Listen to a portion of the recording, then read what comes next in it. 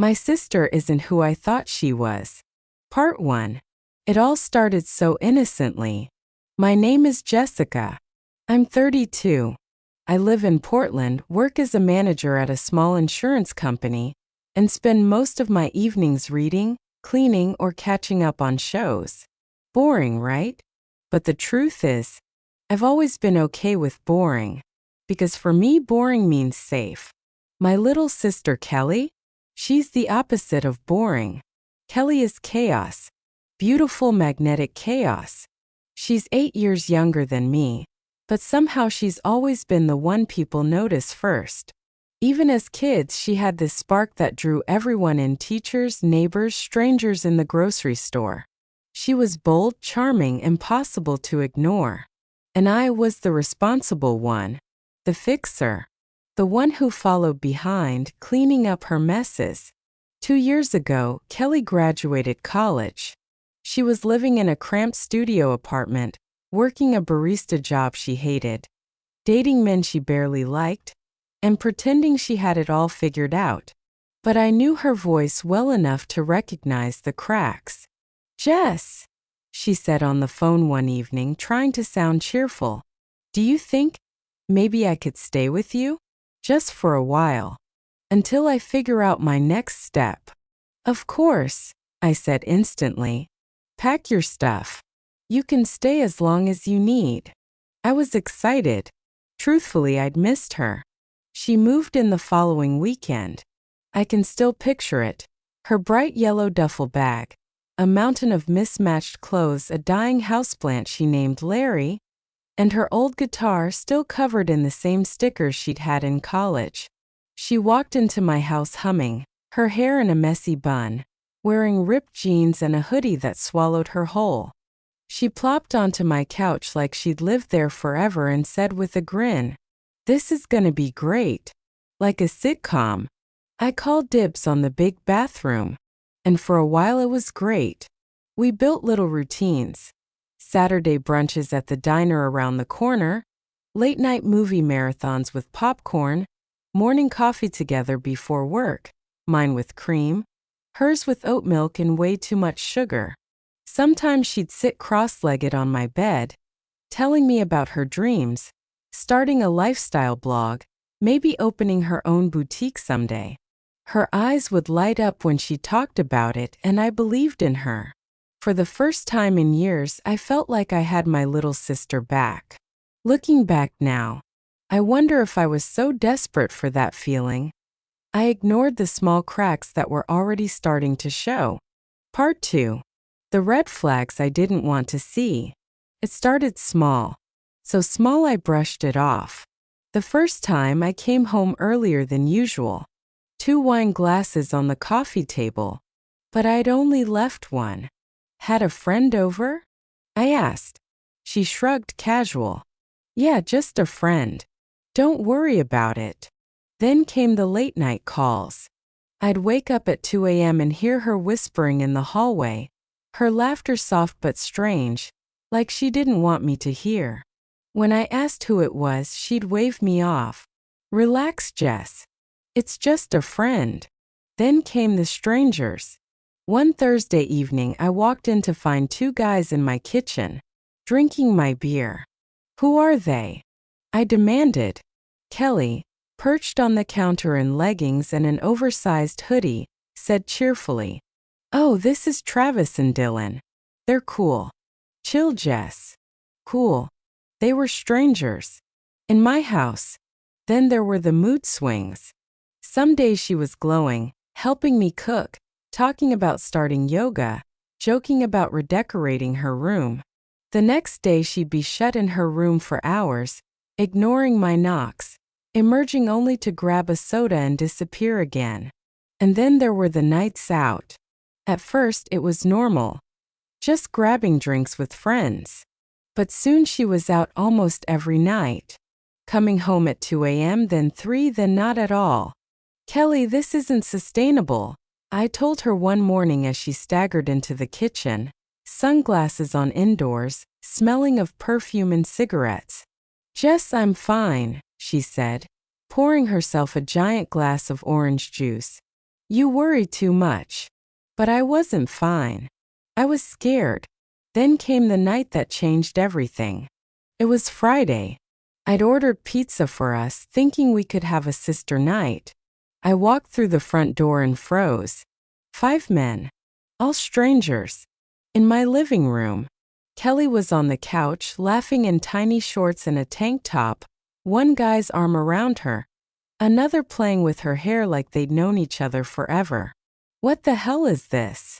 I demanded. She rolled her eyes. Jess, relax. It's just a party. Party. In my house. With men I'd never seen before. I didn't yell. I didn't stay. I went upstairs, shut my door, and sat in silence, staring at the floor. Because in that moment, I realized I didn't know my sister at all. Part 3. The confrontation. The week after that party night, we barely spoke. She tiptoed around me, headphones in, hiding in her room. I busied myself with work, cleaning, anything to avoid facing her. But the silence between us felt like a wall closing in. By Friday, I couldn't take it anymore. I came home around 8 p.m. The house was mostly dark, except for a strip of light under Kelly's bedroom door. Faint music was playing, and then laughter. Male laughter. My stomach dropped. I knocked. Kelly. There was a rustling sound, then her muffled voice. Wait a minute. I didn't wait. I opened the door and froze. Kelly was on her bed in just her underwear, sitting cross-legged, her hair loose and messy. 2 men were with her, strangers. One was shirtless, lounging against her pillows. The other was smoking. In my house, the smell of smoke, cheap cologne, and something else, sweat, maybe, hit me like a wall. They didn't even flinch when I walked in. One smirked and said, "Oh, is this your sister? Nice." I saw red. Get out. My voice was ice. They chuckled, moving lazily, taking their time as they got dressed. The one with the cigarette winked at me before leaving. When the door finally shut behind them, I turned to Kelly. What the hell was that, Kelly? She stood up, defiant, folding her arms across her chest like armor. Don't start, Jess. Don't start. 2 random men in your room. In my house. I'm an adult. I can do what I want. This isn't about being an adult. My voice cracked. This is something else. This isn't normal. You can't keep doing this to yourself. She glared at me, her face a mix of rage and something else. Something that looked like fear. What do you want me to say, Jess? That I'm messed up? That I can't stop? Fine. You want the truth? I can't stop. I need it. It's like a drug. Like if I don't have someone there, I disappear. Her voice broke, shaking. There's a word for it. Nymphomania. That's me. Happy now. I just stood there, frozen. The room felt too small, the air too heavy. Why didn't you tell me? I whispered. She laughed bitterly, wiping at her face with the back of her hand. Because you'd look at me exactly like you are right now. Like I'm broken. And then she shoved past me and slammed the bathroom door. That night I lay awake for hours, staring at the ceiling. I wanted to be angry. I wanted to shake her, scream at her for destroying herself. But all I felt was helplessness. I didn't know my sister at all. Part 4. The night she finally spoke. 3 days passed. We didn't talk. The house felt like a graveyard, silent except for the occasional creak of the floorboards when she moved around. On the 4th night, I found her in the kitchen. She was sitting on the floor by the fridge, knees pulled to her chest, staring blankly at her phone. Her makeup was smudged, her hoodie hanging off one shoulder like she'd slept in it for days. "Kelly," I said softly. She didn't look up. "We need to talk." She sighed, rubbing her eyes. "What now?" I need to understand. Please. Tell me everything. No jokes. No pretending you're fine. Just tell me. For a long time she didn't answer. Then she said, "You really want to know? Fine." She slid down fully onto the floor, cross-legged, staring at the tiles. It started in college. First it was fun. Parties, hookups, whatever. I felt powerful, like I was in control for once. But then it stopped being a choice. It became this hole. A black hole I kept falling into. Her voice was quiet, almost childlike. You know what it's like? You wake up and you feel empty, like you don't even exist. But for a moment, when someone touches you, when they look at you like you're everything, it goes away. For a second. But then it comes back worse. And after, you hate yourself even more. Her hands trembled as she spoke. People think it's sexy. They don't see me crying in the shower after. They don't see me feeling like I'm just a body. Like there's nothing left of me. I crouched down next to her, my throat tight. Kelly, you're not just that. You're my sister. You're still you. She shook her head. You don't get it. Everyone leaves, Jess. Friends. Guys. Everyone.